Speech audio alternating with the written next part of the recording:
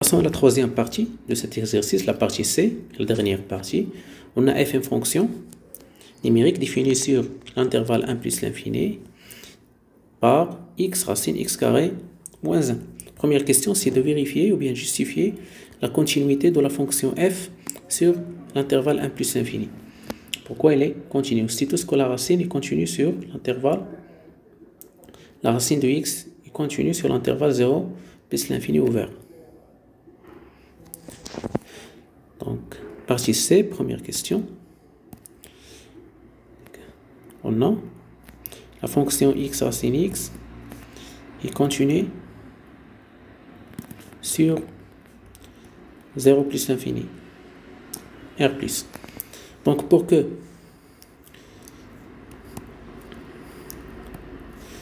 la fonction x associée à la racine de x carré moins 1 être continue aussi, pour que cette fonction être continue, il faut que ce qui est à l'intérieur de la racine, c'est x carré moins 1, être appartient à 0 plus l'infini. Or, on a x appartient à 0 plus l'infini. À 1 plus l'infini, pardon, on a la fonction f est définie sur 1 plus l'infini, notre intervalle ici. 1 plus l'infini. Donc, si x il est là, est-ce que x carré moins 1 appartient à 0 plus l'infini? Parce que ce qui est à l'intérieur de la racine, c'est x carré moins 1. Pour que cette fonction soit continue, il faut que x carré moins 1 être dans l'intervalle 0 plus l'infini. Donc, on a x appartenant à 1 plus l'infini. Alors, x supérieur ou égal à 1. Donc, x carré supérieur à 1 carré, c'est 1 aussi. Et donc, x carré moins 1 supérieur ou égal à 0. Alors, x appartient à 0 plus l'infini. Pardon, c'est pas x, mais c'est x carré moins 1 appartient à 0 plus l'infini. Et puisque x carré moins 1 est dans 0 plus l'infini, alors x associé à racine x carré moins 1 est continue sur 1 plus l'infini qui est l'intervalle i. Et ainsi que x associé à x est continue sur et aussi il est continu sur R, il est continu partout, donc en particulier pour l'intervalle i. Donc deux fonctions qui sont continues, leur produit ça sera aussi continu. Donc x associé x racine x carré moins 1 est continu sur i. Et voilà, on a vérifié la continuité sur l'intervalle i.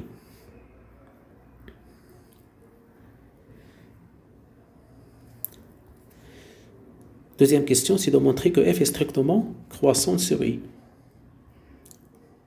Donc on va calculer la dérivée, mais avant de calculer la dérivée, il faut vérifier que f est, s'il est dérivable ou non. Bien sûr, ça sera dérivable parce que la question c'est de calculer f', c'est-à-dire f est dérivable, mais il faut le montrer. On a f de x égale x racine x carré moins 1 et x appartenant à 1 plus l'infini. On sait que la fonction x racine x est continue sur 0 plus l'infini fermé, on a déjà dit ça, mais il est dérivable sur l'intervalle 0 plus l'infini. 0 n'est pas inclus, pas comme la continuité. Alors, et on sait que la fonction x est dérivable partout, donc pour que la racine de x carré moins 1, pour que la fonction x associée racine x carré moins 1 être dérivable, il faut que x carré moins 1, ce qui est à l'intérieur de la racine, appartient à l'intervalle où la racine x est dérivable, c'est-à-dire 0 plus l'infini. Le même intervalle, ce qui est à l'intérieur de la racine, toujours doit être dans l'intervalle 0 plus l'infini. Donc il faut vérifier si x carré moins 1, elle est là. Donc je pars de ma condition, x carré moins 1 appartient à 0 plus l'infini, c'est-à-dire il est supérieur strictement à 0. Ce qui implique que x carré est supérieur strictement à 1. Ce qui implique que x est supérieur à 1 ou bien x est inférieur à moins 1. Est-ce qu'on a ça? On a notre intervalle i, c'est 1 plus l'infini. Donc x peut égaler à 1. Mais ici, non. Donc il faut faire l'intersection avec cet intervalle et ceci. Donc ici, mettons que x appartenant à l'intervalle moins l'infini moins 1 ouvert, union 1 plus l'infini ouvert. Donc, notre fonction f est dérivable sur l'intervalle moins l'infini moins 1, union 1 plus l'infini, et voilà, ceci intersection avec notre domaine définition de f, est défini sur 1 plus l'infini. Donc inter 1 plus l'infini. Et voilà cet intervalle égal, on le note, et prime. Donc I', intervalle I' égale. Voilà dans cette question 2, la deuxième question du partie C. On va montrer que notre fonction est dérivable sur l'intervalle 1 plus l'infini. Donc x, il est dérivable, parce que c'est un polynôme, il est dérivable partout, donc en particulier sur 0 plus l'infini, ça sera aussi dérivable. Le problème se concentre ici sur la racine de x carré moins 1. Pour la racine de f, quand est-ce que la racine de f est dérivable? Si la fonction f est strictement positive sur cet intervalle, sur l'intervalle qu'on veut, et f aussi, il faut que ce qui est intérieur de la racine être aussi dérivable. Mais ici, on a écrit seulement que cette fonction, pour être dérivable, il faut que x carré moins 1 être positif. Ce qui est à l'intérieur être positif. Très bien. Mais, et deuxième condition, c'est que x associé x carré moins 1 être dérivable. On n'a pas dit ça. Pourquoi? Parce que x carré moins 1, il est dérivable. C'est trivial. Parce que c'est un polynôme, il est toujours dérivable. C'est pour ça. J'ai pas dit ça, mais il faut l'écrire, d'accord? Il est être dérivable sur 1 plus l'infini. Ou bien sûr, être dérivable sur 0 plus l'infini. On cherche où x moins 1 appartient. X moins 1 appartient à 0 plus l'infini. Aussi là, on a partie de x carré moins 1 supérieur à 0. Il faut l'équivalence. Donc c'est équivalent x carré supérieur à 1, équivalent à ceci, pour pouvoir revenir à notre condition pour assurer que x carré moins 1 est positif. Si x il est là, alors x il est là. Alors x carré moins 1, vérifier qu'il est positif. Et donc, comme ça, on peut dire que f est dérivable sur cet intervalle qui assure ceci, qui assure que x carré moins 1 est positif, inter notre domaine où on travaille. Et cette intersection, on l'a noté I'. Et donc, f, ça sera dérivable sur l'intervalle I'. C'est le même que l'intervalle I, il manque seulement de l'élément 1. Et merci pour votre attention, à bientôt. Moins l'infini moins 1 inter 1 plus l'infini, c'est l'ensemble vide. moins 1 plus l'infini, 1 plus l'infini, c'est l'ensemble vide. Donc il me reste c'est 1 plus l'infini intervalle 1 plus l'infini fermé. Et ceci égale 1, il est là, mais il n'est pas dans le premier intervalle. Donc forcément, c'est 1 plus l'infini. Car l'intervalle ouvert 1 plus l'infini, c'est-à-dire le premier intervalle, est inclus dans l'intervalle 1 plus l'infini fermé. Donc leur intersection, ça sera le petit intervalle. C'est 1 plus l'infini ouvert. Donc voilà le domaine où f est dérivable, c'est I' qui ne contient pas le 1. Si vous écrivez que f est dérivable sur l'intervalle I, 1 plus l'infini fermé, ça sera votre réponse, ça sera fausse. Donc f est dérivable sur I' et quel que soit x appartenant à I', maintenant pour calculer notre dérivée sans souci. f' de x égale x racine x carré moins 1 prime qui est égal,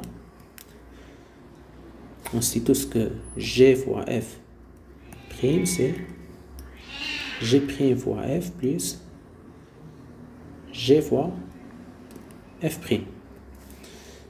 X prime c'est 1 fois f, c'est racine x carré moins 1 plus x fois la deuxième fonction prime, c'est la dérivée de x carré moins 1, c'est 2x sur 2 fois la racine de x carré moins 1. Donc c'est racine x carré moins 1 plus 2 sur 2,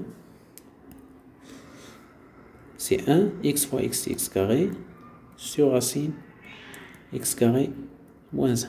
Et voilà, la racine est positive, cette racine aussi est positive toujours, x carré est positif, donc f' est strictement positif. Ce terme, voilà, remarquez que ce terme s'annule en 1 et en moins 1. On n'a pas 1 et moins 1 dans notre intervalle et prime, c'est 1 plus l'infini ouvert. Donc ce racine-là est strictement positif. Plus une quantité qui est supérieure ou égale à 0. Et cette quantité-là est aussi strictement positive parce que x appartient à l'intervalle 1 plus l'infini. Donc la somme, ça sera supérieur strictement à 0. Et donc on conclut que f est strictement croissante.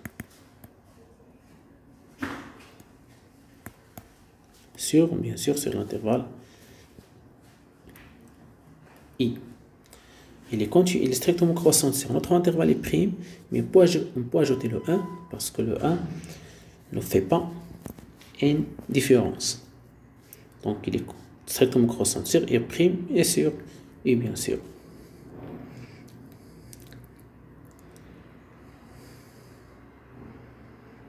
La troisième question, c'est de montrer que f est admis en fonction réciproque. C'est évident parce que les conditions pour que f-1 existe est la continuité qu'on a déjà vérifiée et la monotonie stricte qu'on a déjà vérifiée dans la condition A et 2, dans les questions A et 2. Donc f-1 existe d'après les questions 1 et 2. Reste à définir ou bien déterminer l'intervalle G sur laquelle f-1 est défini. Donc on écrit dans la troisième question, d'après la question 1, la question 2, f-1 ou bien f est continu et strictement croissante sur I. Donc, f-1 existe, or, ou bien on écrit que f admet une fonction réciproque f-1.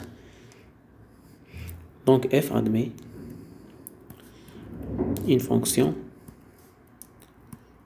réciproque, on la note f-1. C'est seulement une notation définie sur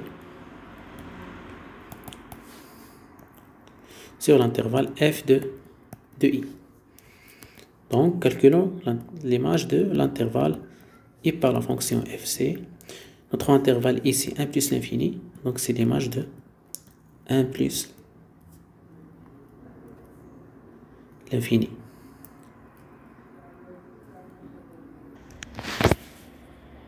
Qui est égal à f de 1 plus l'infini, puisque f est strictement croissante, donc c'est l'image de 1. Et ici, la limite au voisinage de plus l'infini de f. L'image de 1 par notre fonction. N'oubliez pas que f de x, c'est x fois la racine de x carré moins 1. Donc, l'image de 1, c'est 0, parce que 1 au carré, c'est 1 moins 1, c'est 0. Et la limite au voisinage de plus l'infini, x tend vers plus l'infini, et x carré moins 1 tend vers plus l'infini aussi, donc leur produit, ça sera aussi tend vers plus l'infini. Donc voilà notre intervalle g, sur laquelle f-1 est défini. Donc la fonction f-1 est définie sur 0 plus l'infini.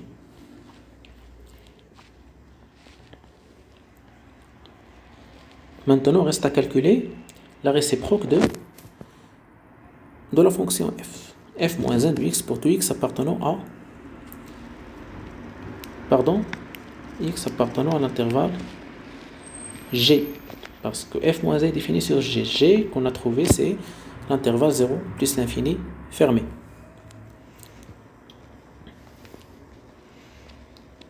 Donc, voilà cette question ici à la portée des étudiants. C'est on a f de x, c'est x racine x carré moins 1, x appartenant à i, qui est l'intervalle 1 plus l'infini.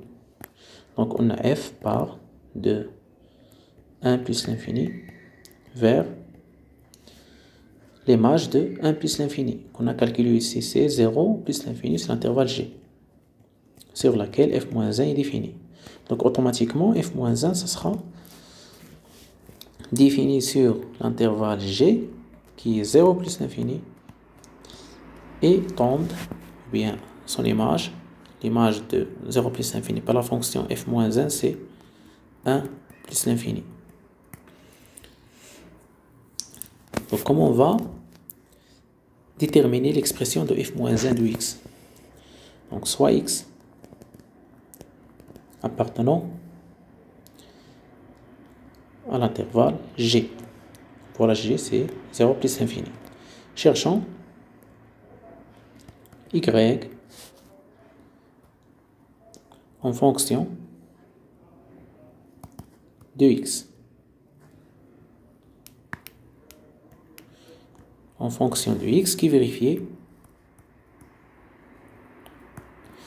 f-1 de x égale y. On sait tous que la réciproque vérifie que f-1 de x, si f-1 de x égale y, on a l'équivalence avec f de y égale la x. On cherche, n'oubliez pas qu'on cherche y en fonction de x pour avoir notre fonction réciproque. Parce que si on trouve y, et y égale à f-1 de x, c'est comme on a trouvé f-1 de x, c'est la même. Alors f de y, c'est y racine y carré moins 1 égale à x. J'enlève tout au carré. Ici au carré, c'est y au carré. La racine au carré va disparaître, la racine avec le carré. Donc il me reste y carré moins 1 qui est égal à x. Ce qui équivaut à y carré fois y carré, c'est y puissance 4, moins 1 fois y carré, c'est moins y carré, qui est égal à x. On pose grand Y égale Y carré. Alors, ceci équivaut à Y au carré moins Y égale à X. Et ceci, c'est le début d'une identité remarquable. C'est Y moins 1 demi, le tout au carré. Voilà, ceci égale Y au carré, moins 2 fois 1 demi fois Y, c'est Y, plus 1 quart. Donc, j'ai déjà Y carré moins Y, c'est ça. Il me reste 1 quart. Donc, c'est comme là, j'ai ajouté 1 quart, donc je vais ajouter dans l'autre côté 1 quart. Et ceci équivaut à Y moins 1 demi. Je fais entrer la racine dans les deux côtés. Donc, c'est la racine de X plus 1 quart. J'ai entré la racine ici parce que le carré est positif. Et ici, j'ai entré la racine parce que X appartient à G. 0 plus l'infini. Donc, X est positif. Alors, X plus 1 quart est aussi positif. Ce qui est équivalent à dire que Y égale, je passe 1 demi à l'autre côté. C'est la racine de X plus 1 quart plus 1 demi. Voilà, on a trouvé grand Y. Mais ici, c'est grand Y, c'est Y, petit Y au carré. Moi, je cherche petit Y. Cherchons petit Y, n'oubliez pas. Alors, équivalent à dire grand Y, c'est Y carré, égale la racine de X plus 1 quart plus 1 demi. Ce qui est équivaut à Y égale la racine de X plus 1 quart plus 1 demi. Ou bien, si on a Y carré égale A, alors Y égale racine A ou Y égale moins racine A. Mais ici, on peut dire ici que Y égale ceci ou bien Y égale moins la racine de tout ça. Mais Y, je cherche Y qui doit être f-1 de X, l'image par cette fonction f-1 de X tombe ici, sur l'intervalle 1 plus l'infini. Donc Y doit être supérieur à 1. Moins la racine, c'est inférieur à 0. Donc Y ne peut pas être égal à moins la racine, parce que X est positif et supérieur à 1.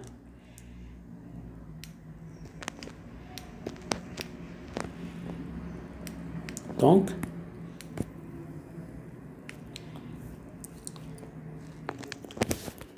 Y, voilà la valeur de Y. Et bien sûr, Y doit être appartient à l'intervalle 1 plus l'infini. Or, on a X appartient à I, appartient à G, qui est 0 plus l'infini. Si on remplace X par 0, la racine de 1 sur 4 plus 0, c'est racine 1 sur 4, c'est 1 demi, plus 1 demi. Plus 1 demi, c'est 1. La racine de 1, c'est 1. 1 appartient. Et la fonction est croissante, donc tous les autres termes, pour x supérieur à 0, seront dans cet intervalle. Donc, y est bien la racine de x plus 1 sur 4 plus 1 demi. Donc, je conclus que, quel que soit x appartenant à l'intervalle 0 plus l'infini, f-1 de x est la racine de x plus 1 sur 4 plus 1 demi. J'ai trouvé y, et y c'est f-1 de x tout simplement, parce que là j'ai posé que f-1 de x c'est y. Si on a trouvé y, alors on a trouvé f-1 de x. Et comme ça, on a terminé notre premier exercice qui contient 3 parties très importantes sur la continuité.